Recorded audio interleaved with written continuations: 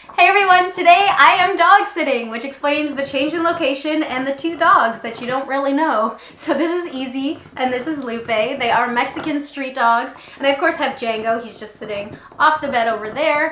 And I thought this would be a great opportunity to explain how I got into dog sitting and how you can do it too if that's something that you're interested in. Let's get started.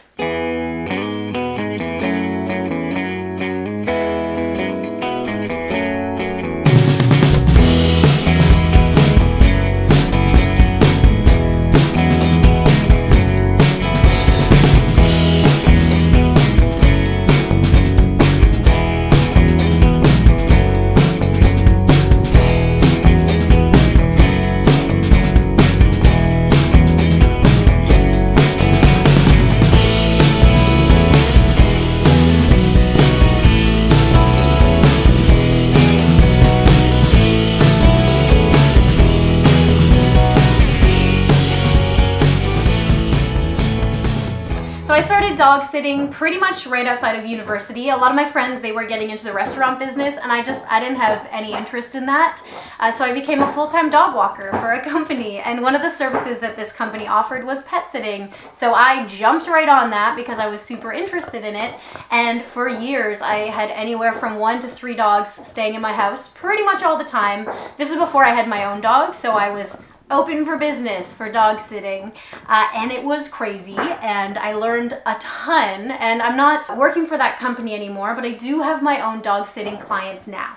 First, you will need to adjust your schedule in order to accommodate dog sitting. So dogs can't be left alone for long periods of time. They do need to be with you as much as possible. People are paying you to be with their dog, not to leave their dog at home while you go out and do your things all day. So if you work a 9-to-5 job, then maybe dog sitting isn't really the best option for you, unless you can bring the dog to work, or if you work from home, then that's great too. I highly suggest starting with a company in the beginning just so that you can learn the ropes. A lot of people think that dog sitting is this lovely, easy thing that you just do for some side money, but it's actually quite difficult, and it's really good to have people behind you in case you need their help. So a lot of dog walking or dog daycares will have this service, so talk to them about what kind of positions they have regarding pet sitting. Another good thing about a company is that they already have pet insurance, so if there is an emergency that happens, you will be covered and you don't have to pay for that yourself. They also have more clientele, so you'll be able to start right away. There are also some online companies that are really great as well, such as dogvacay.com. So that's www.dogvacay.com.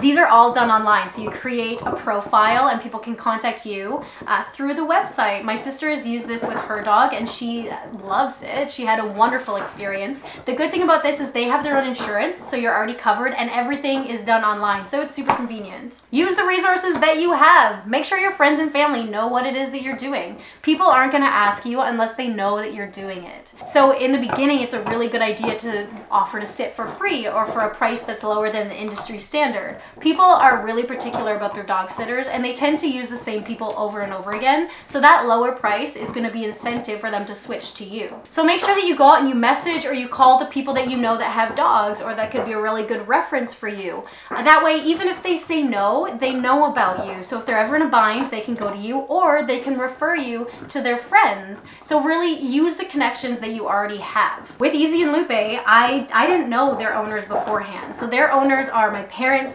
best friend's cousins. So you never know how people are going to find out about you. It's all about referrals. It's all about connections. So just get the word out there. Post it on Facebook. Post it on your Instagram. Let people know that you're open for business when it comes to dog sitting, and people will come. You'll need to be prepared in the event of an emergency. Now this is worst case scenario, but you definitely have to prep for that because it may happen. And this is why working for a company is really good, because they already have that pet insurance. And also it's just really good to have someone behind you helping you out in a situation, because it can be really scary if something happens. So make sure before you go into the pet sitting that you have permission, written permission from the owners to be able to deal with anything medically in the event that they're unreachable. Now, I learned this the hard way. So I was working for the company, so thankfully I was covered, but I had a dog come to me who had pneumonia. So she came to me with the pneumonia, and on the first night I realized that there was something terribly wrong. So I brought her to the vet clinic, and she had to stay there overnight. The owners were unreachable because they were in like Bermuda or the Bahamas or something. So I had to make the call on what to do with the dog. So make sure that you have that safety net, that you are given permission in order to deal with anything that may happen. Dog sitting is an amazing job. It's difficult and it's challenging, but it's so rewarding. Whether it's your main income or it's a side gig, there are ways that you can incorporate it into your life, but make sure that you do the research before you make that jump in. Thanks for watching. I hope that you learned something about dog sitting today. I hope to make more videos on this topic, so let me know if you like it, if you're into this. You can write that in the comment section or give me a thumbs up on the video. I would really appreciate it. And subscribe to the channel. We'll see you next time. You're the sweetest little dog. You're so little. You're a little dog. Okay, go eat your bone.